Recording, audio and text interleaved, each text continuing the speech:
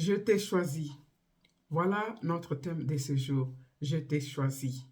Bien-aimés, shalom, shalom. Je vous salue tous très chaleureusement dans le précieux nom de notre Seigneur Jésus-Christ. Soyez le bienvenu à notre instant de lumière de ce jour. Notre Dieu est si bon, il est merveilleux, il est le Dieu de toute grâce. Pour cela, il nous fait retrouver encore ensemble autour de sa table aujourd'hui pour que nous puissions ensemble manger de cette bonne nourriture qu'il a encore une fois préparée pour nous. Parce qu'il veut que nous puissions être en bonne santé, que nous puissions être illuminés. C'est pour cela que nous venons dans cet instant de sa lumière.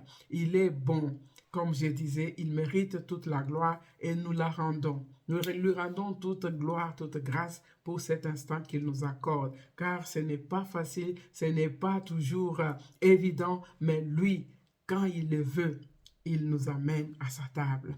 Que son nom soit loué. Bien-aimé, notre thème est, comme je l'ai déjà dit, je t'ai choisi.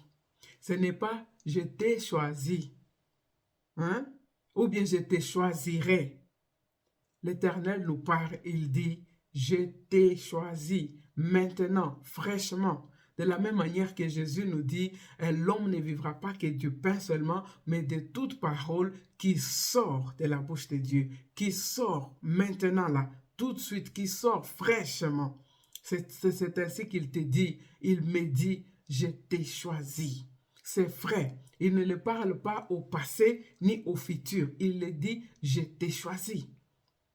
Mais lisons ensemble d'abord dans la parole de Dieu, c'est en Ésaïe 41, verset 9. La parole de Dieu nous dit ceci.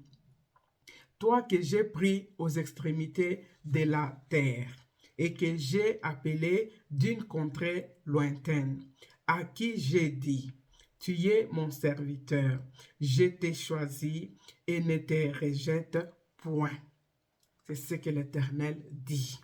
Toi que j'ai pris aux extrémités de la terre et que j'ai appelé d'une contrée lointaine, à qui j'ai dit, au passé, j'ai dit, tu es mon serviteur, je t'ai choisi et ne te rejette point. L'Éternel est en train de rappeler quelqu'un de sa parole. C'est ainsi qu'il te rappelle aussi à toi, en cet instant même, quelque chose qu'il t'avait dit. Je t'avais dit. Qu'est-ce qu'il avait dit? Je t'ai. Au passé, je te l'avais déjà dit au présent. Voilà. C'était dans le passé. Quand je te parlais au présent. Je te disais que je t'ai choisi. Je te disais que tu es mon serviteur, tu es ma servante. Je te disais que je ne ferai quoi avec toi? Je ne te rejette point. Alors, bien-aimé, si l'Éternel peut dire ça à son serviteur, il a dit, je t'ai choisi, tu es mon serviteur. Maintenant, toi qui es son enfant, qu'est-ce qu'il peut te dire? Qu'est-ce qu'il peut dire à toi, son enfant? Il va te dire, je te rejette parce que tu as fait ci, ça, ça. À son serviteur, il dit, je ne te rejette point. Point, ça veut dire, je ne te rejetterai jamais.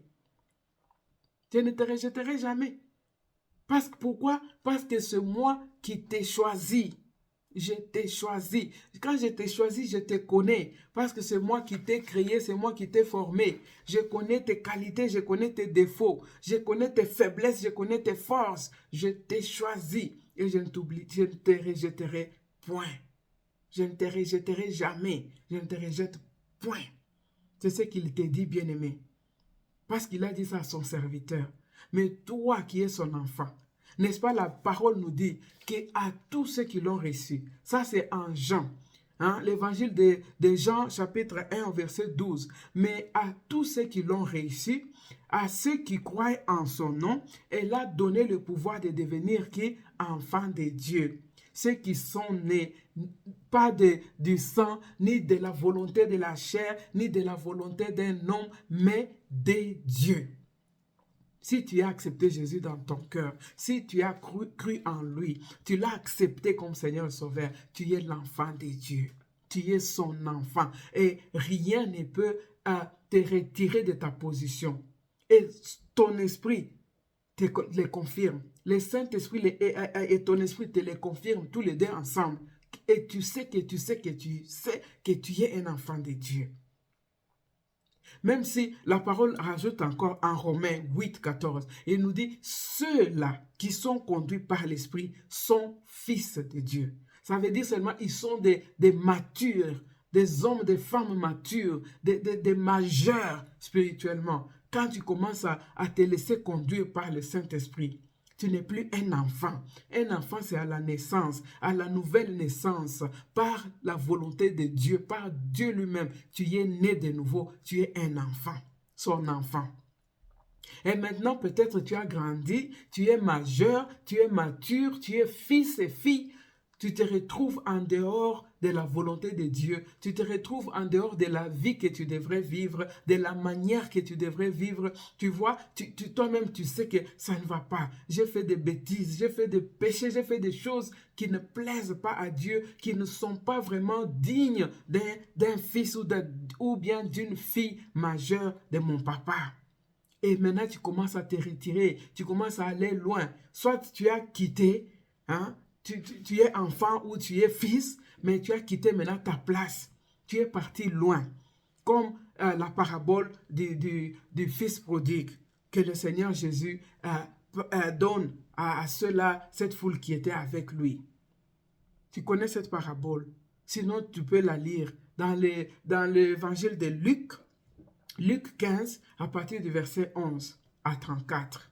Il y a cette parabole-là, où Jésus leur raconte qu'il y avait un père bien. Il était riche, il était assis. Il avait deux fils, l'aîné et le cadet. Et un bon jour comme ça, le petit là arrive et lui dit, bon, je peux le dire comme ça, hein? C'est comme s'il venait lui dire, bon, mon vieux, toi, je vois que tu ne mourras pas maintenant. Moi, je suis jeune, je vais vivre, hein, je vais un peu à voyager, aller faire des choses, être un peu dans la joie avec mes amis. Mais toi, là, je crois que si tu vas mourir quand je serai vieux ou quoi, je ne saurais plus rien faire. Donne-moi ma part de bien, parce que c'est normal, quand le père allait mourir, c'est bien, ça allait être divisé en deux pour ses deux fils. Et il dit, donne-moi ma part, moi je veux partir, moi je vais un peu vivre, je vais un peu, voilà, je vais vivre, je vais respirer. Ici, chez toi, c'est comme si toujours du travail, toujours des responsabilités, toujours ça. Je vais un peu partir. Le père, parce qu'il est un père d'amour, il a partagé ses biens et il lui a donné sa part. Il lui a donné, comme même la nature ici nous dit, des fois les gens apprennent mieux par des conséquences, quoi, par les propres expériences qu'ils vont faire. Le père lui a permis, il lui a donné ses biens et il est parti. Où est-ce qu'il est parti? La Bible nous dit qu'il est parti dans un pays lointain. Si nous nous rappelons de notre verset d'entrée ici en Ésaïe 41, 9, il a dit à son serviteur, toi que j'ai cherché d'une contrée lointaine, je t'ai ramené dans ma présence. Tu es mon serviteur. Maintenant, le fils ici, qui est à la maison de son père, lui, il préfère aller dans un pays lointain. Il a pris ses biens, il est parti, très loin de son père, de sa famille. Et il a vécu sa vie comme il l'avait toujours rêvé, hein, comme il voulait, avec ses amis, avec peut-être des femmes. Et il a vraiment bien joué, il s'est amusé, il a bu, bien sûr, et il a gaspillé tout son argent. À un moment, il n'avait plus rien. Il y avait une crise dans ces pays-là. Il n'avait plus rien du tout. Et maintenant, ses amis n'étaient plus là, ses femmes n'étaient plus là, ses copines et tout ça. Il n'y avait personne pour lui venir en aide. Maintenant, qu'est-ce qu'il a fait? Il est parti finir dans les tables des porcs. Il est parti finir là-bas pour travailler. Et comme il travaillait là-bas, tellement qu'il avait souvent faim, il voulait même manger cette nourriture des porcs-là, des cochons, sales comme ça. Les cochons, comment est-ce qu'ils mangent? Nous les voyons, ils entrent, leur nourriture se mélange avec la boue. Et il avait vraiment envie de manger même ça, tellement qu'il n'avait rien. Mais on ne lui donnait même pas ça. Et puis un jour, au verset 17, la Bible nous dit, il est revenu à lui-même. Il a pensé, hein? Il a renouvelé ses pensées, il a pensé, il a dit, hé, Combien de serviteurs sont chez mon père là-bas? Ils mangent, ils se rassasient bien. Ils mangent seulement matin, midi, soir. Ils mangent, ils sont bien. Ils sont payés. Moi, je travaille ici, je ne peux même pas manger. Qu'est-ce que je peux faire?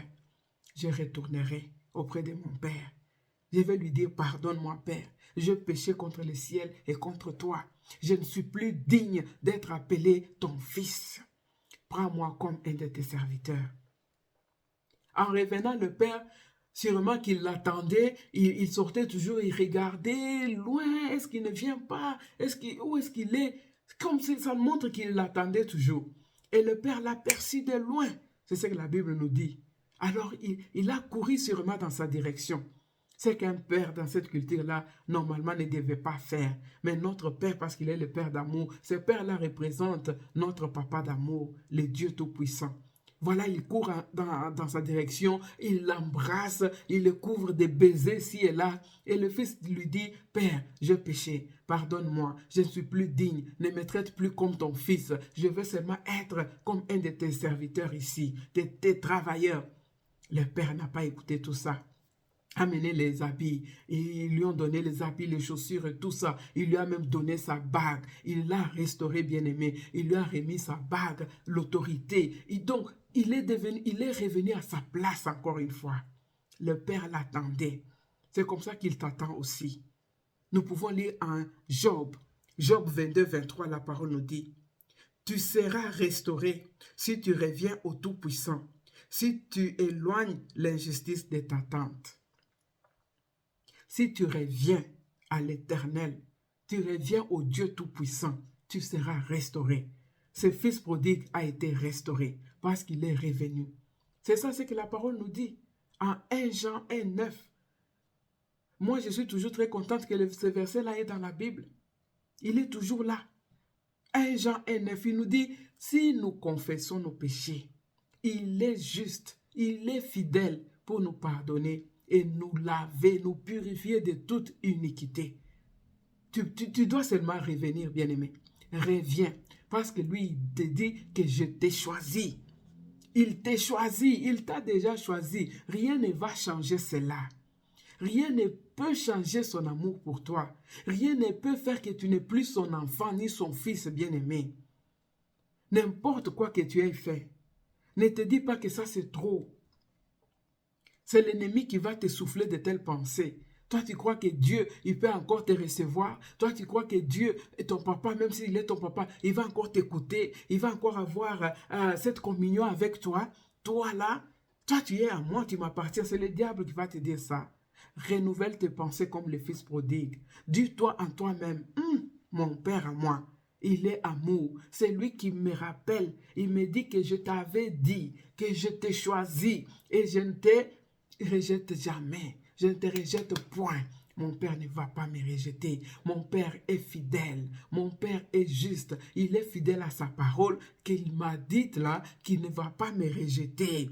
Je reviens à mon Père. Bien-aimé, Job nous a dit, tu seras restauré. Tu seras restauré si tu reviens. Prends courage. Il t'aime, il te dit, reviens. Prends courage. Ne cherche pas à être loin de lui. Si nous lisons la suite du verset dans Ésaïe 41, nous avons lu 9 où il nous a dit, toi que j'ai pris aux extrémités de la terre et que j'ai appelé d'une contrée lointaine, à qui j'ai dit, tu es mon serviteur, je t'ai choisi et ne te rejette point. Au verset 10, il ajoute, il dit, n'aie pas peur, car je suis moi-même avec toi. Ne promène pas de regards inquiets, car je suis ton Dieu. Je te fortifie, je viens à ton secours, je te soutiens par ma main droite, ma main de la justice. C'est ce que je viens t'encourager. Ne crains pas, n'aie pas peur, car Dieu est ton Dieu. Il est ton papa. Il n'est plus seulement ton Dieu, il est ton Père. Jésus l'a appelé à la croix, mon Dieu, pour que toi aujourd'hui et moi, nous puissions dire, mon Père, mon Père. Il est devenu ton Père et mon Père. Alors, reviens à lui. Il t'a choisi. Il t'a choisi. Il t'a déjà choisi et tu lui appartiens. Il dira même, je te connais, je t'ai appelé par ton nom. Il t'a gravé dans sa main. La Bible nous dit cela. Il a un tatou dans sa main. C'est écrit ton nom là-bas. Il t'a choisi. Reviens à la maison. Ne laisse rien t'empêcher de revenir.